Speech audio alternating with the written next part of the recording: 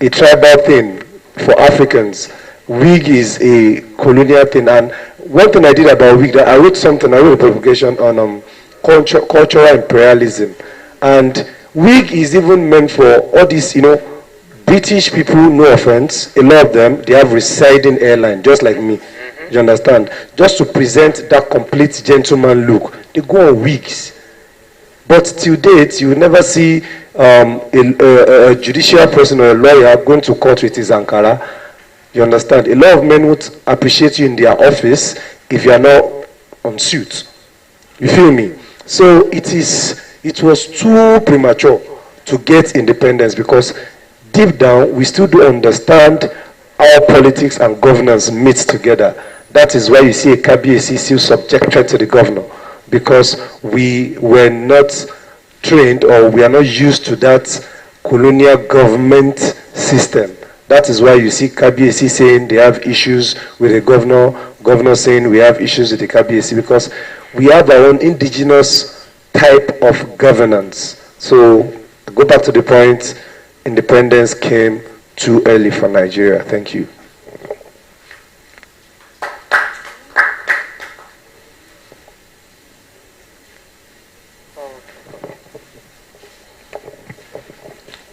Thank you. I will be so direct. And the thing is, I don't believe independence came so soon for Nigeria. No. Because I could remember when it came then, Nigeria were so happy. They were so happy. But one thing that kills Nigeria then and up to now is lack of unity. And let me tell you, Nigeria has been so black ever since the inception. So there hasn't been any form of unity back then, even before the independence. So now tell me, how do you think it's going to get better when brothers are fighting brothers? People that we rest on, when they are not resting on themselves, people we see in power, they are fighting themselves. Now tell me, the South, the East, the North, they are not together.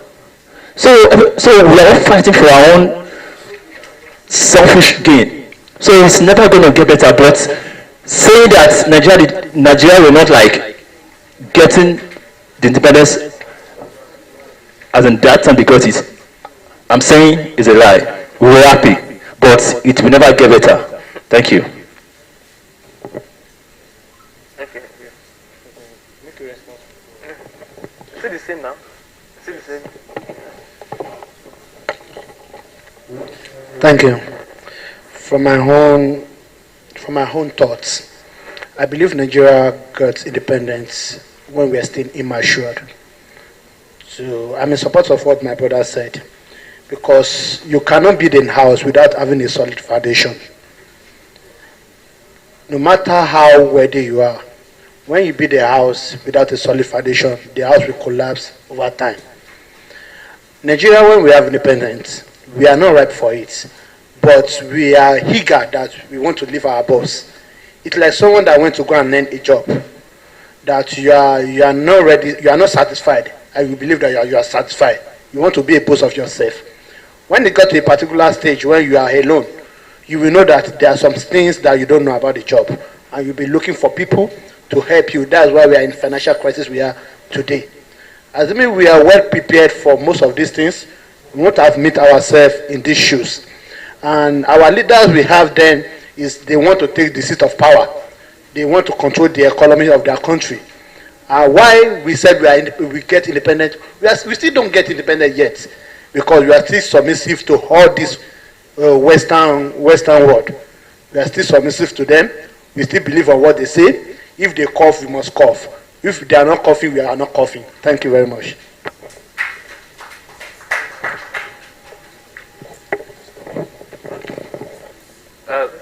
I've made my own response at the earlier beginning.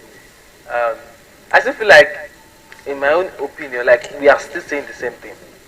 I just said that, okay, like the Nigerian people, we could get our independence at any time, but the people that they handed over the country to were not prepared, and I feel like that's the same thing we are still saying.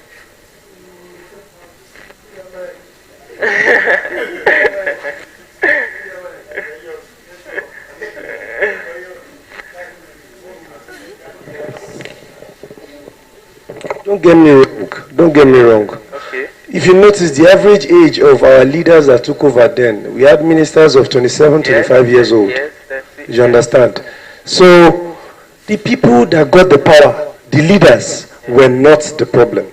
The leaders, in quotes, that got the power were not the problem. Now, let's say the truth. A young guy who is promising gets a political appointment, not elected appointment. But he wants to please his boss, and he wants to retain that office. Maybe he wants to work for other governments. You know, like in Ondo State, we have people that have worked for Governor Mimiko, Governor Agagu, Governor this and that. But there are some people called the handlers of the government. The handlers of the government are the ones that be like, that guy didn't share free money when he was commissioner. Sir, please don't reappoint him. Some people actually hate you in politics, not because you have not done well by delivering your job, but you've not done well because you've not doled out money unnecessarily. So back to those guys that took power, the leaders that took power, they were ready. They were young, vibrant men, 25, 27. We had young men who were in power then. But they had this problem called their own people. You understand? The people were the problem. I have an uncle who is a minister. I want him to attend to me before he attends to other people.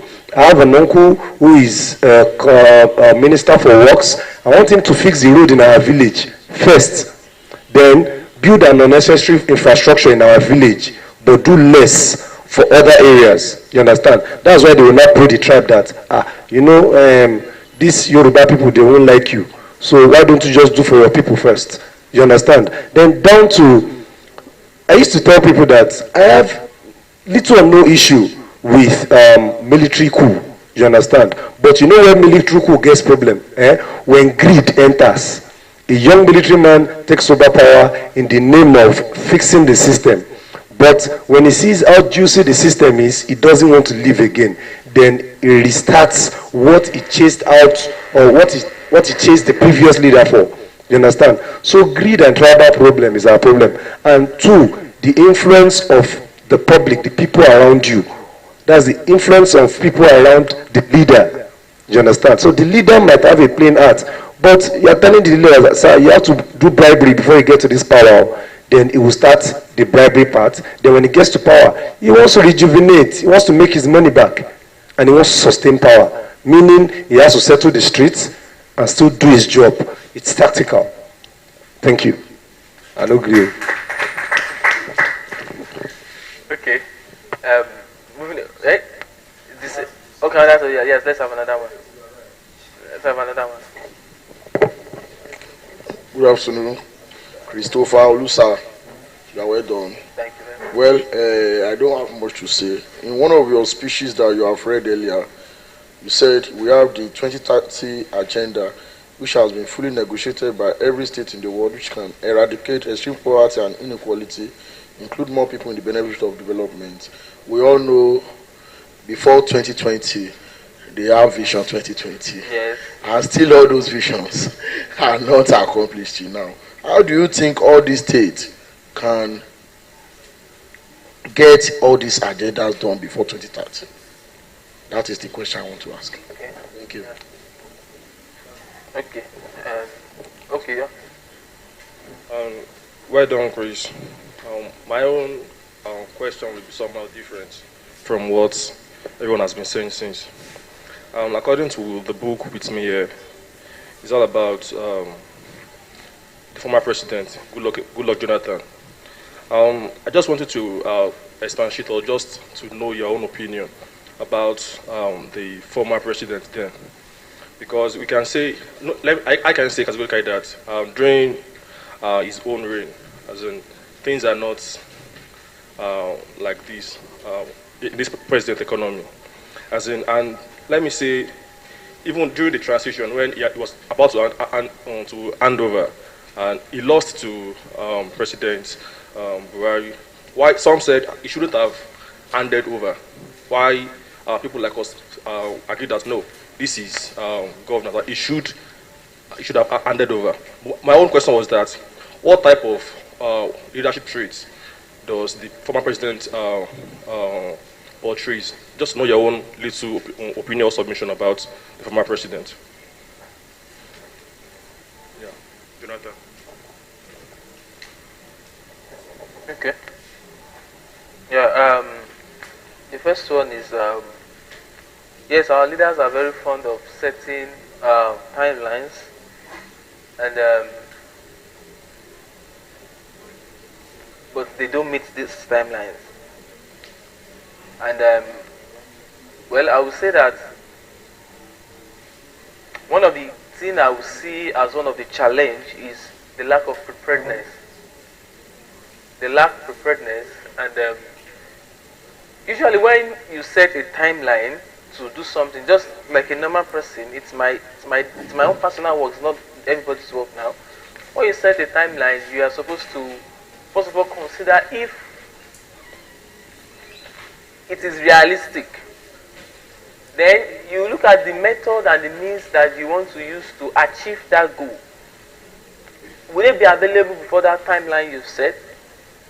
And are you also personally even ready to do those things? So I feel like it boils down to the situation where our leaders are they just want to, they like sugarcoating and sweetening us. They want us to hear what we like to hear. When they set this agenda, when they set these timelines, they don't have the tables, what do you call it now? The checklist. They don't have a schedule that they are supposed to follow to meet up with this timeline. And sometimes also, you may have everything planned out, all right? You may have everything planned out, but it just did not meet up. But in most cases, if we are being honest with ourselves, our leaders in this part of the world, especially, they set timelines that they don't even, in fact, they set timelines when they've not even thought of the project. They don't even know who wants to help them to do it. But they know that people want to hear something. And then you just come out, vision, we are going to do this. And there's a particular one that we discussed earlier too, and that's on climate action. Climate action or climate change is a very big problem that we are not taking very seriously yet in this part of the world. And a lot of in the Western world and Europe, they are seriously working on it. And then they start telling that in year 2030, we will stop using anything that will be releasing carbon dioxide. When they say that, they are already thinking of what to do. What are the alternatives? But when our leaders tell us time, in fact, they've not even thought of the problem. They just want to tell us what we want to hear. Right, that is my personal response to that. And what we can do now is that to address it, yes, we cannot just highlight a problem and not find a way to address it now. The first thing is that, first of all, we should scrutinize our leaders before we elect them. Now, if you have put leaders there that at the end of the day they still behave like this to us, we should hold them accountable. I'm going to do the Vision 2030. We want to do this. Yes, how do you want to do it? We should start questioning them. What are the plans? Let them start talking, then we'll start saying, okay, you have said this is how you want to do it. Who wants to do it? Who is in charge? Who do we hold?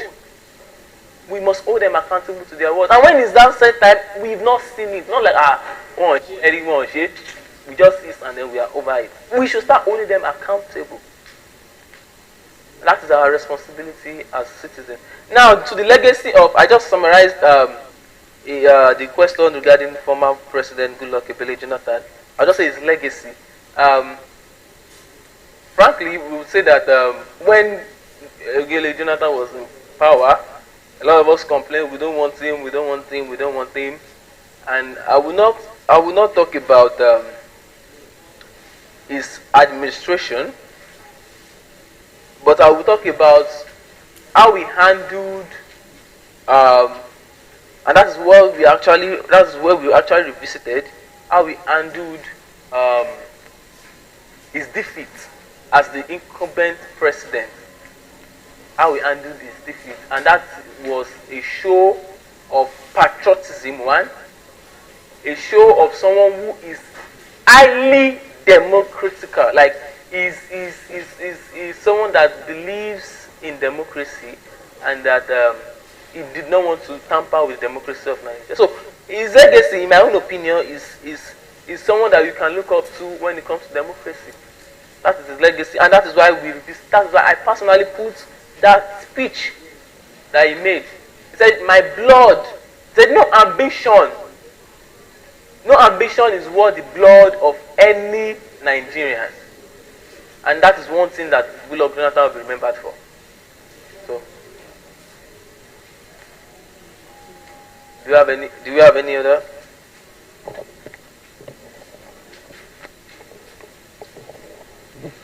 Good afternoon. My name is Samuel.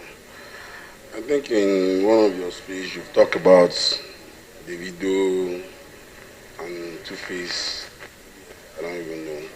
And with the way things are now, and with how successful the entertainment industry is now, I wanted to ask maybe, okay, do you think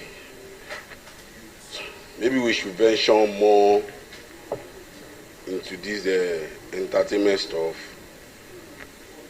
than you know what I'm saying now? All these with all these lyrics, everything. I don't have to go to school. All this, but do we have to venture more into entertainment than going to school? And should our government venture more into this ministry? You understand what I'm saying? Than this Ministry of Education. That's what I want to ask you. Okay. First of all, I would want to yes, we revisited the words of Two-Face, the Dibia, and Davido, but this was to coin out their words concerning praise. The position of African music, how the things that they have been able to achieve with music, not for their personal self now, but what they have been able to portray the image of Africa. Yes, the two of them, how they have. I remember vividly that Davido in his own speech was like, "Come to Africa, come and see my country. We are don't giving you this kind of songs. Don't listen to what they are saying. We are beautiful. Come and eat our food. Come and." So they are using their music to promote Africa, and that is why that is something that we should be proud of. Same as Two-Face DBI was like, the song went everywhere, and so now if you now want to bring the context that okay, it's entertainment, we've discussed about entertainment. Now, what works for everybody cannot be the same. If your interest is entertainment, taste your entertainment. Although the place of education is very, very, very, very, very, very, very, very, very, very important. Now, you cannot write it off. Anybody can have a different opinion, but I am a staunch believer in education. So, whatever aspect you want to venture in life, either you want to be a politician, either you want to go into civil society, either you want to be an activist and be shouting, either you want to be on the internet, either you want to be in crypto, the place of education, either you want to be in the digital space, the place of education is very, very important. Very, very important. So, I feel like I've answered that question. You cannot just, from my own view and my own belief as a staunch believer in education, school is not scam. Go school, do your entertainment. Go school, do your oshelu. Go school, do your business. That is my own answer to that.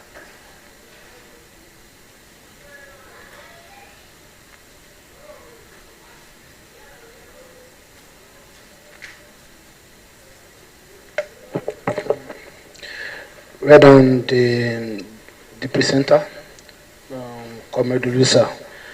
I want to ask question, but it's not in form of question.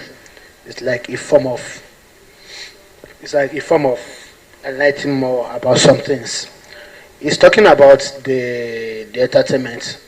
But God will have it, some of us, we're into agriculture, we're into agro-business, which we're student leaders from various institutions and various states that we're into agriculture.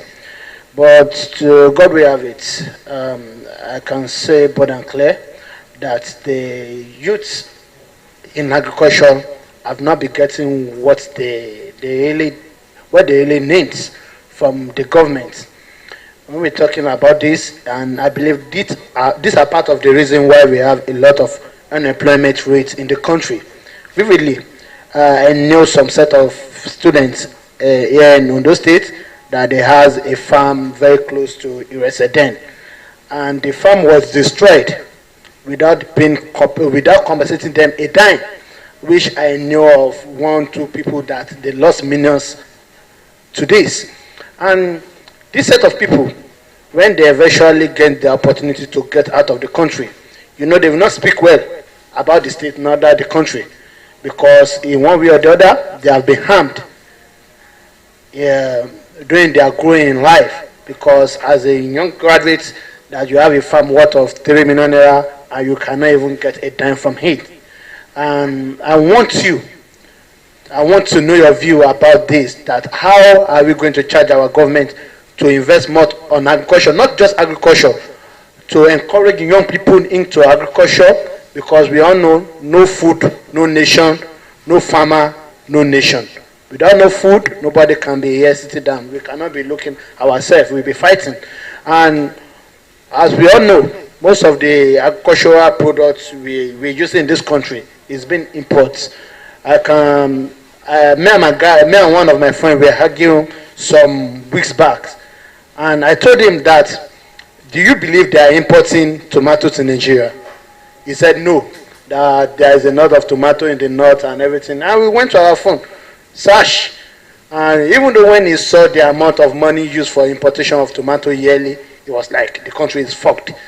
So with your speech, I don't know how you can enlighten more on agriculture, and if there is a way that some of the students or some of the youth that they really have interest in agriculture, if you think there's what they can do just to assist them with your own word, or because we know you are a scholar and you have went through the word just to get your speech. And I believe during the course of your collation of speech, you have heard much about agriculture. So we'd like you to talk more on agriculture to us. Thank you.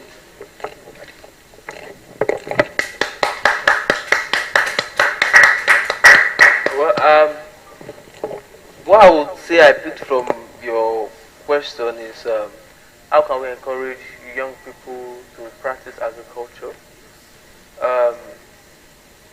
First of all, I'm not too deep into agriculture, but I know that there's the youth, to a large extent, are not very, very interested in agriculture. To a very large extent. Now, what we should say now is how the government can make it attractive. Honestly, a lot of people go to faculty of agriculture, they go to school and study agriculture, but they don't practice. Even to plant at the back of the house, they don't practice. So, what the government can do now is to find means of making it attractive and more lucrative.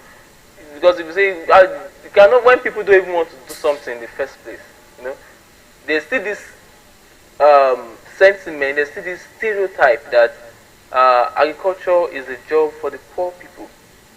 So the government now has a role to make it more attractive and lucrative.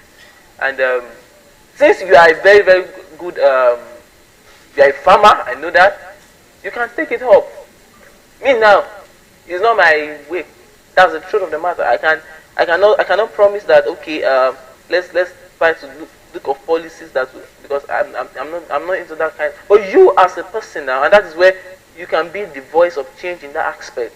Now you can start from the Ministry of Agriculture in Ondo State. Okay, you have people that they are, that have little interest, that okay, there's something that they lack. You can just walk up there. You have people, let them understand that people don't do this thing, but you have a few people that they have small interest if they see so things. What is the intervention that they can bring? And it will surprise you that you may get there and you will get something. That is the truth. But because we don't even make effort, that is one thing about us. We barely make that effort. We just have this belief that we got to first shit. But we should try first. We should try, but let us make that effort. Let us have this conversation with them. We are young people. We are graduates. We went to school to study this thing. We want to practice it. How can you help? The interesting thing is that the government has so many policies relating to agriculture that nobody is even listening. Nobody wants to hear. And then you'll be like, there's this one, there's this one, there's this one. Let us try it first. If that one does not now work, okay, then we'll not say, okay, National State Assembly, you need to do this or you need to do it. But let us make the first step. Engage these people. Okay, who knows? There may even be land somewhere that maybe there is, I don't know. There may even be land that, okay, you people want to farm? We'll get to this. So let us start the engagement. Let us start the engagement. I've said it earlier that coupled with my campaign for societal change, that my brand will also be going into climate action. Because that's also interesting, but agriculture, that one has not interested me yet. Any other questions? It's a contribution. Talking about agriculture, and I would say I'm a proud agriculturist, and I would say that the agriculture is not just about going to farm. And then it is high time the youth understand that there is more to agriculture, and that is what they call the 21st century agriculture. You turning yam into flour is agriculture. Turning cassava into flour is agriculture. It is your niche that you pick in agriculture that matters. So it is high time the youth understand that it's not just about going to the farm. I can own a farm and never till the ground and still have my millions. So agriculture is in different phase. It is where you want to pick that you will pick. And that is what the youth needs to understand in this generation that we have now. And we need to understand that that is where the money is. Yes, the youth need to understand. Who will make the youth understand? Be that person. Be that voice in change in agriculture. Any other question?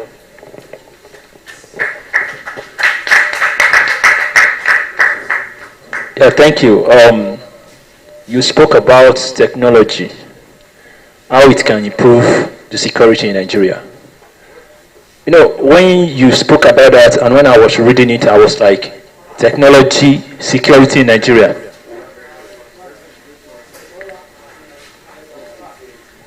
So, the thing is, security in Nigeria and technology, I think they are two different things.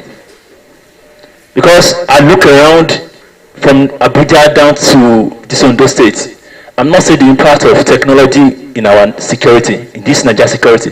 So I don't know, probably if there is any, because I'm here to learn also.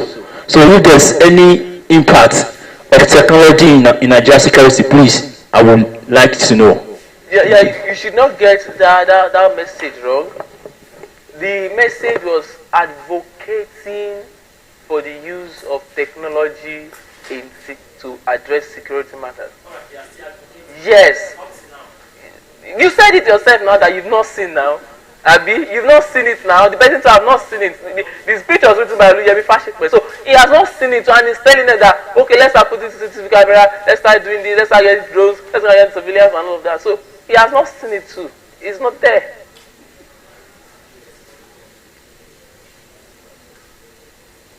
Any other? I'm just smiling. You don't have anything to say. What do you like to do? Where should we have told FC by now to be the change in agriculture?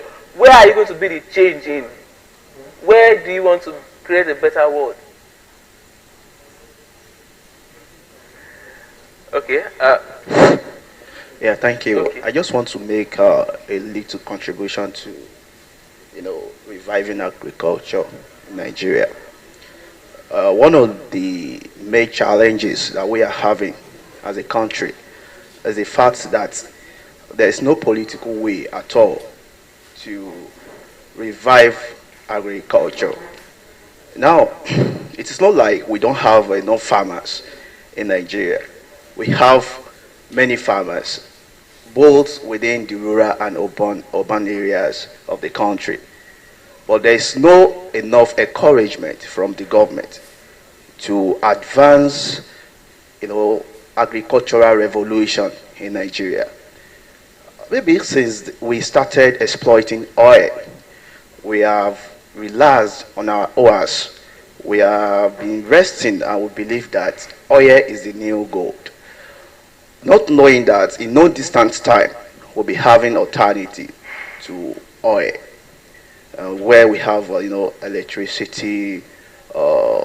We talk about the globalization that started in advanced countries, such as the, Britain, Germany, France.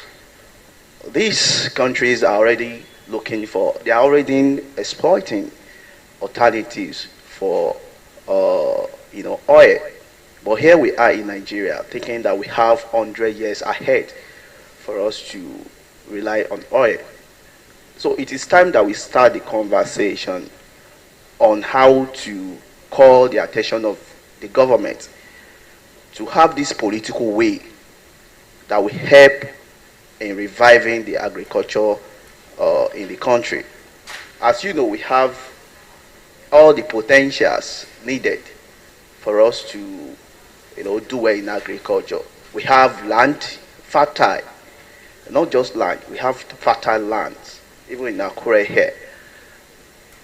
So we need the government to encourage people to come into agriculture by providing, equipment, tools, agricultural tools, and of course, fertilizers. But what happens these days is that once fertilizers are dispatched to rural areas, you see that most top politicians hide these things from the people. These things do not even get to the people, let alone utilizing them to boost their agricultural output. So the lack of political will is telling on our agriculture today.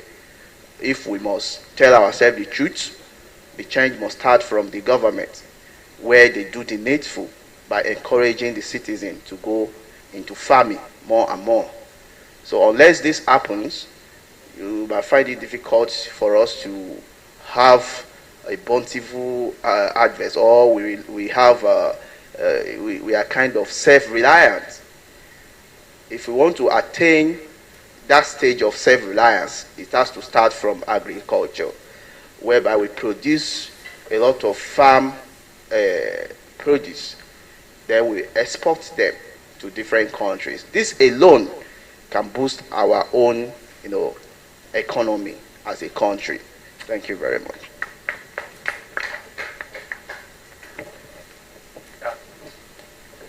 Can I say, is that one hand? Okay.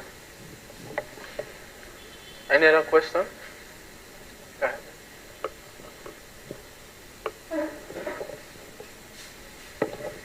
Well done, Chris. Yeah, thank you. I'm Mrs. Daly. I actually come from Nigerian Union of Pensioners. My own contribution, I'm an agriculturalist. I'm into agriculture, I'm into plantain farming and palm farm. I'll still be on the same shoes with the other speakers, that we need encouragement from the government. That is just it.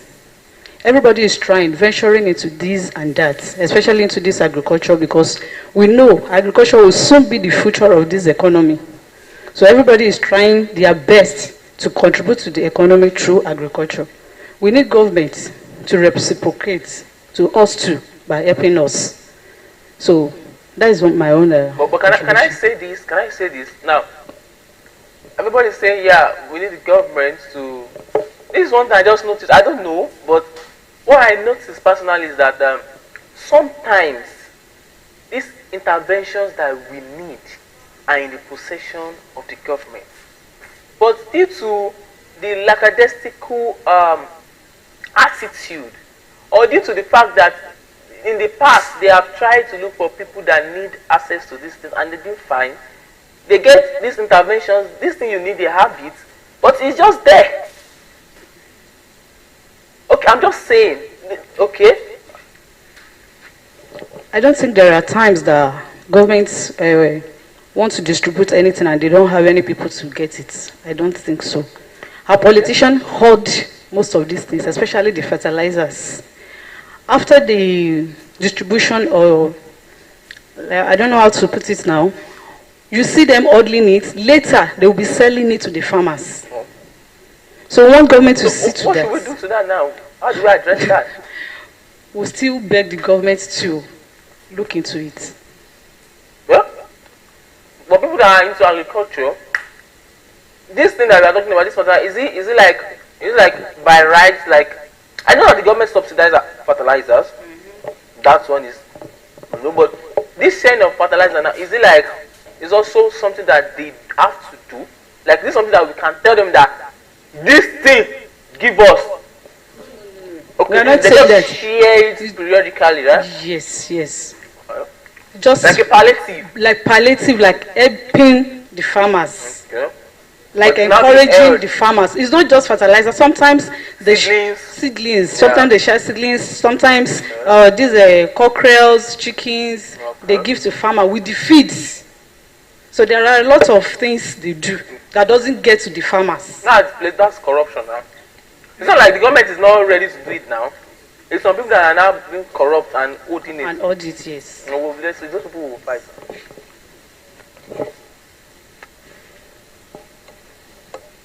I actually just want to expatiate on what she said, and she's very spot on. The issue of hoarding of fertilizers. I don't know the reason for this, but this happens oftentimes. Like, a friend of mine called my attention to a recent time. I only want to mention the particular place, but it is within this Akure. This is a storehouse for fertilizer, where fertilizers are stored. A friend lives close to this particular place, and he was in the know when fertilizers were brought in, maybe more than a year now. So unfortunately, he went there on a particular day, and he got to the place where these fertilizers are stored. He realized that these things were wasted. They were not even distributed to farmers at all. And I want to disagree with you on the notion that people are not even coming for this fertilizer. This is very wrong.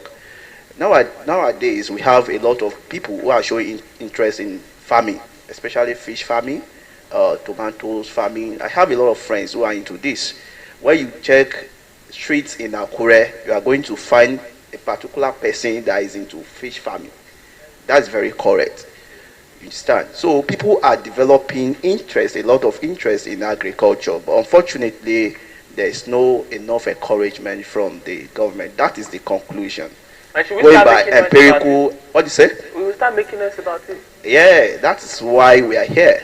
The thing is, I'm just trying to understand your where you are coming from, and when situations, it's not the same Nigeria that people kept Indomie. They kept Indomie now, and they kept sugar. So they keeping it is something that but if we have access to information like this, let's make noise about it. It is something that they are supposed to share. Let's make noise about it. And I just feel like that is let's make noise about it. Let us start asking. This thing you promised that you are going to share it, you've not gotten it, who is delaying? Let us be that's why I've said that earlier too. We don't even talk too. Okay, they are not encouraging us, alright? But why are we not asking? Let us start making noise that you people do something. Let us pick it up. Let us just sit down that the government is not encouraging us. Let us shout, government, help us. How about that? Let's try it. How about that too? Okay, and the government like,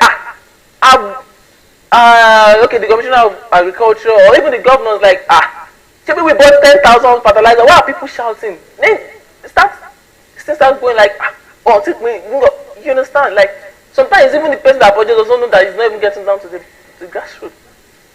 Let's start making these noises. If you have information about these things, we should. That is the essence of. In fact, that's the essence why I'm standing here. We should start making. See, we don't. Is our time to see something that is wrong and be quiet. Don't be quiet. Don't be quiet. The good thing is that we have so many means of showing our grievances now. You can use the online platform. You can use the newspaper. There are so many ways you can. Even some of us, we have the phone numbers of these people. Call them. Don't be quiet. So I feel like these are one of the ways that we can address issues like this. I want to go on a break, Wejo. What's that? I should continue. Bye.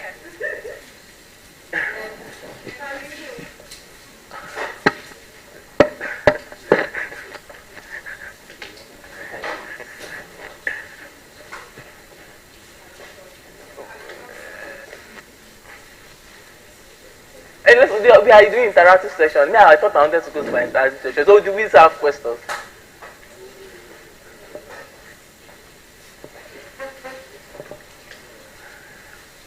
We have questions.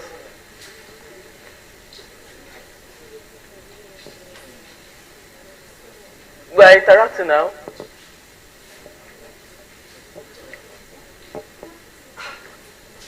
Or actually, we'll go back to our speech reading. Okay, there's a question here. Okay.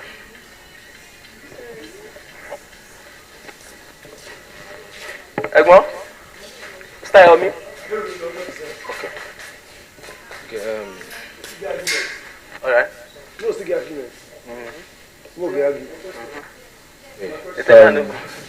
Good afternoon, everyone. Good afternoon, Duke, Mr. Chris. My question is this. I went through the speech made by former Deputy Vice President of Republic of Nigeria, that's Professor Yemi Osibanjo. Now, he talked about climate and how Nigeria as a country is part of those countries that have,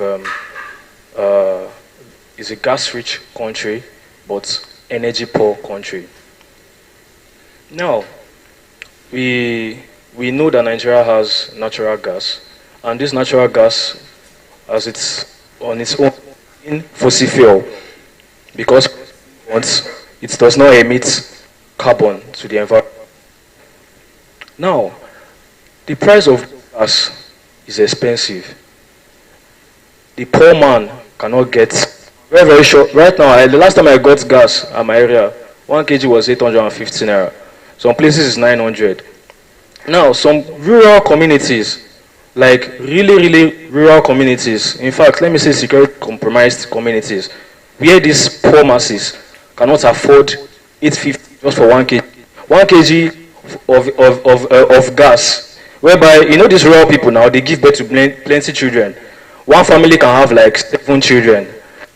One man can marry 3 wives, and they will have like 15 children in the house. How are they going to get gas for cooking in the homes? Now they now resort to firewood. Now in the process of burning this firewood, it emits carbon to the atmosphere. Now this carbon, in the long run, will lead to global warming when time comes. And also, fuel that we are supposed to use, maybe in our generators, some generators also emit carbon to the atmosphere. In fact, if we come out now and we go outside this Alabaka area, maybe we are going to ShopRite, you can see some crazy vehicles that, if they pass your side, the kind of smoke that will be coming out of it. If you inhale that smoke, it can cause something else in your body. Now, my question now is this. What is the contribution of the government to this issue on ground? Because it does not only cause global warming, using these firewood and fuel, it does not only cause global warming, it causes health problem. I'm a student personally. And if a person inhales too much carbon, it can affect the person's body system. It affects the person's body system in the sense that the brain will stop to function in no time. So my question now is this: what's the contribution of our government in making sure these things are affordable for the poor masses, at least to prevent global warming and to make us, enjoy our natural gas that we have in excess? Thank you.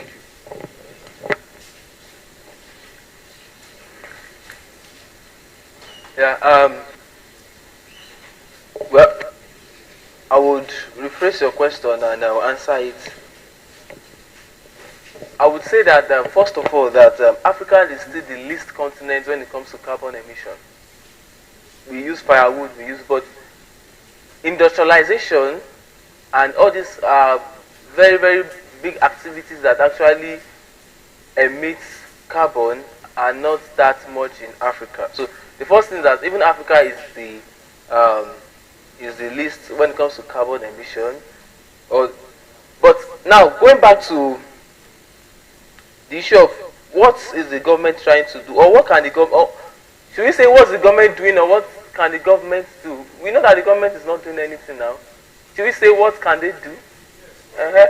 So, like I said earlier, climate action is a part that has just interests me now, and I feel like we need to step up our game. We need to focus now on how we can actually remove this carbon from the society. Afforestation, we should focus more on afforestation. There are so many means we should, even independently now, even without intervention of the government, we can start to use alternatives to this carbon emitting substance, like a generator. We can dispose of the generator and get the solar. Your car, you can still be using your car because you cannot say you can buy a bicycle and sell your car. But it will still get to that point whereby these technologies, now we have invention of rechargeable cars, electric cars. Now it's still not something that we can just an average Nigerian can just go to the market and get. But it will still get to that condition whereby those technologies too will still be affordable. We will go to that stage. But at this stage that we still are now, I feel like what the government can do now is to intensify on afforestation. We have so many especially we have so many even within our houses too. Some of us have places that we can put all these trees. Aside that, it's even taking away the carbon from your surroundings. It's going to serve as weed breakers and all of that. So afforestation is something that I know is a solution that we can, in our own locality, even without even looking for government, we can let's plant trees. Yeah, I've not planted any tree. I will start planting now. All right? Yes, I just picked up this thing is something that we need to address. All right? So let's start planting trees. We will get there. We are not there yet, but we will get there. So I feel like I answered your question. That's the best I can answer.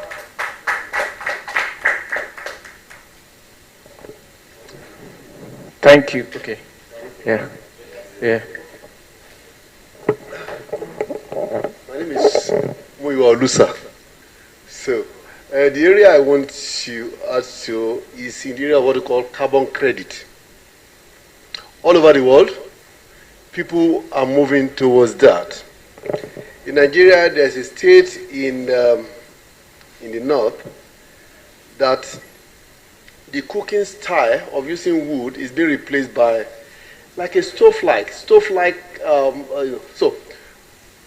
with that, they reduce the carbon, and quite a lot of all these companies all over the world.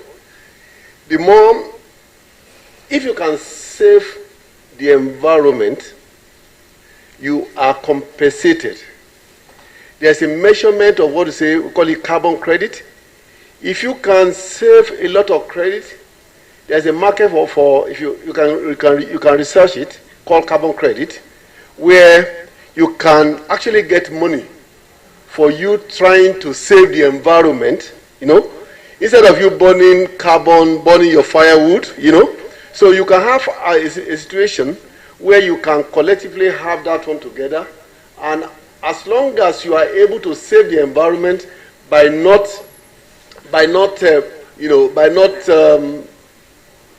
helping to flare your fumes all over, you are compensated. So you see airlines all over the world, when they fly, they put in compliance. You are forced to comply. What they do is they spend a lot of money to curtail that. And once that one is curtailed, at the end of the day, they gather the whole thing together and take it to the world market for carbon credit, and they get compensated. The Nigeria Sovereign Trust Fund recently took it over, in one of the states, I've forgotten the state, I think in the north, where they now supply stove to quite a lot of people. So that with that, they get this carbon credit, they take it to the world market, and they make a lot of money from it. So I can see it coming very soon. A lot of people will now be conscious enough to see how they can reduce the idea of a flaring carbon all over, because they know at the end of the day they can make money. You can make much money. I have a friend that is into, there are a lot of waste in when you, a lot of waste is generated with mining, especially when it comes to petroleum. You generate a lot of waste, and generate a lot that destroys the ozone layer, destroy the system. So quite a lot of people are going into what they call cleaning of the environment. Exactly what Saro-Wiwa was trying to do then, to make a conscious effort to allow the international community to see the damage done to them in Ogoni area. But the government took it. I mean, not Nigeria government, as a matter of fact. I mean, the so-called the oil majors, they conspired against the poor man and killed him. So I can see it going forward that a lot of people will now be very conscious of having a lot of money, and what they do is reduce their carbon, gather everything together, take it to the world market, and make a lot of money through what they call carbon credit. A lot of you can research it after now. Thank you very much.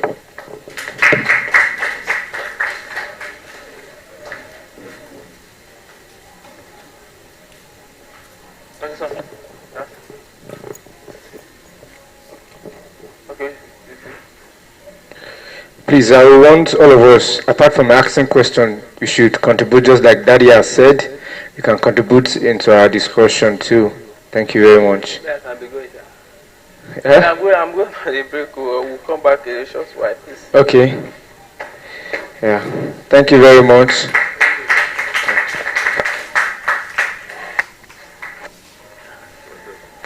I've been up for like 6 hours. Yeah, no. How many minutes? 5 minutes? 30 minutes. Oh, yeah. 5 every 1 hour. Every hour. So 6 hours now. 30 minutes. Okay. I mean, if you are not 30 minutes now, take it about. Yes, yes. Damn me, I don't go. What's that?